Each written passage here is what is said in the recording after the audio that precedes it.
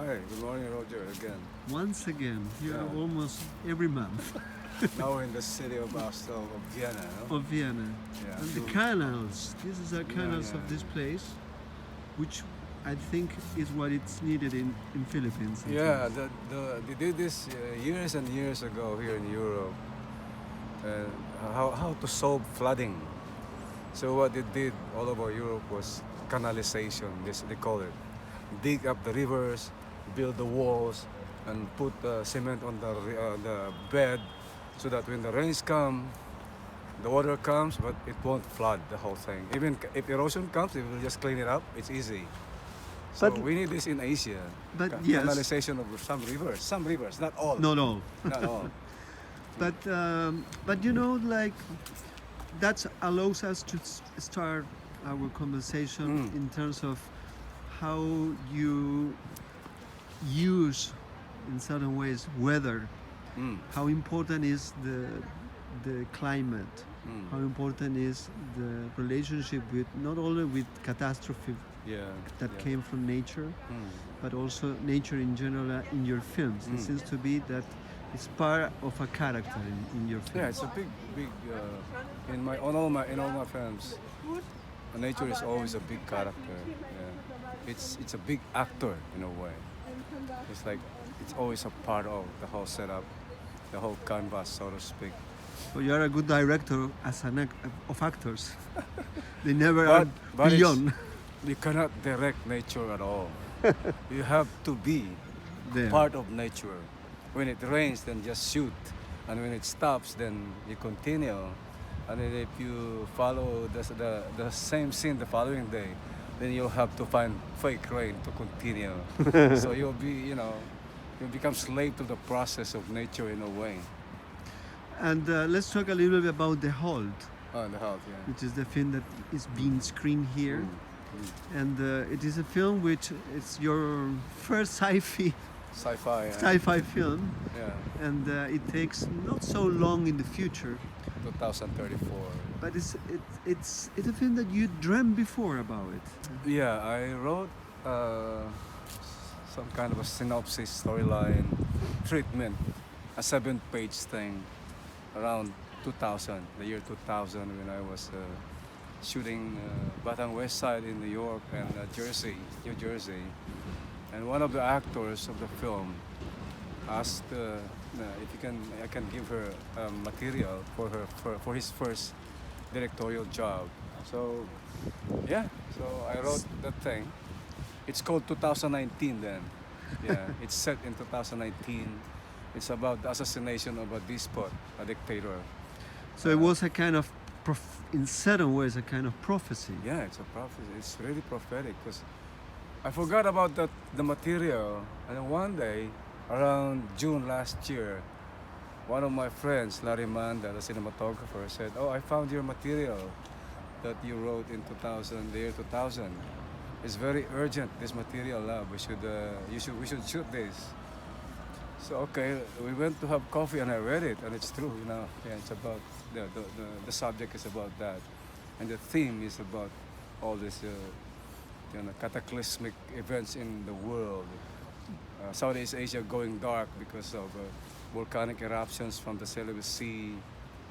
That the idea that there is a sunless world is Yeah, absolutely yeah. outstanding. Yeah, because according to scientists, if there's gonna be like endless volcanic eruptions, and which happened ages ago, there's gonna be like ice age.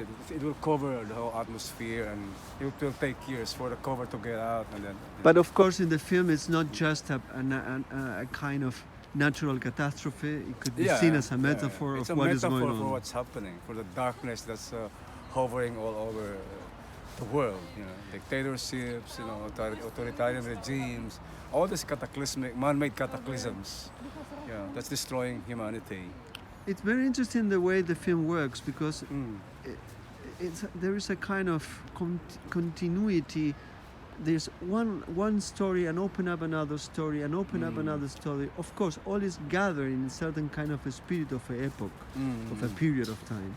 But what do you think you work in such a way, in the sense that you take a character and another character appears as at the center of the narrative, like if they were not a center of the narrative, but at the same time? Yeah. They connect at some point, you know. You introduce things, all these verisimilitudes, characters, you know, atmospheres, even tone. And then if you continue doing it, it's very fluid. At some point, people will see, that connects to the thing. That adds up to the thing. It sums up all the vision of what you're doing, in a way. There is something left which is quite usual when you see not many filmmakers, when you see a shot, you recognize, this is a Lav Diaz shot, or this is a Pedro Costa shot, or people that you immediately recognize a signature. And that in your films, it's absolutely connected with the framing and with the length of the shot. The shot, the duration of the Yes, thing, can talk a little bit about framing and length? Well, I've become very, very, what do you call that? Very, very familiar with that kind of methodology now. The, static shot, the long takes. It's how I want to see cinema. It's very personal to me. I don't want to be manipulated. I don't want to be subordinated to the action of one actor, of like the so-called protagonist of a narrative. And for me, everything that you see in a frame must be vital, must be important, to the scene. And for that, you need to have an open frame. Yes. And at the same time, You the length should be long. Even the frame itself is just a frame. It's an open universe. Yeah. You can think of the ants moving on the side. You can think of birds. Maybe there's a forest on the left. Maybe there's clouds hovering all over this place. So it's a big canvas that you see.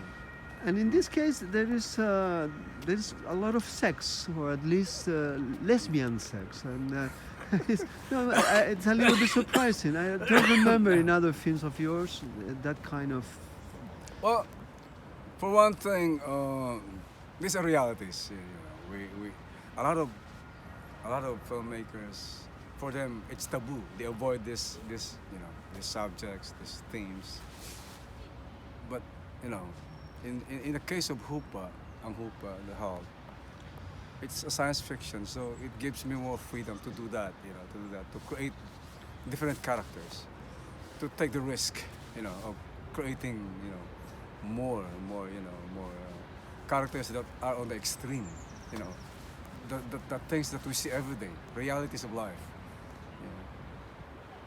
And there is also in the film a kind of strange, it's not exactly a hopeful end, because finally something happened with the dictator, but something else is replacing it. Yeah. Well, so, it's kind of a foreboding, a warning in a way that we keep repeating the mistakes of the past. The things that we don't want, we avoid them, and it will happen again. And it's a demand for engagement in a way. That all my films are open-ended. They're demanding some things for some kind of a proactive, engagement. Something that will demand the viewer to think about what's happening in us. I don't want to show a happy ending thing, because things are not really happy. It's like, we can, we can be very comfortable, in Europe and so on, but it's not really safe in Europe. Things can happen anytime. So the idea of foreboding something, it's a warning, always a warning.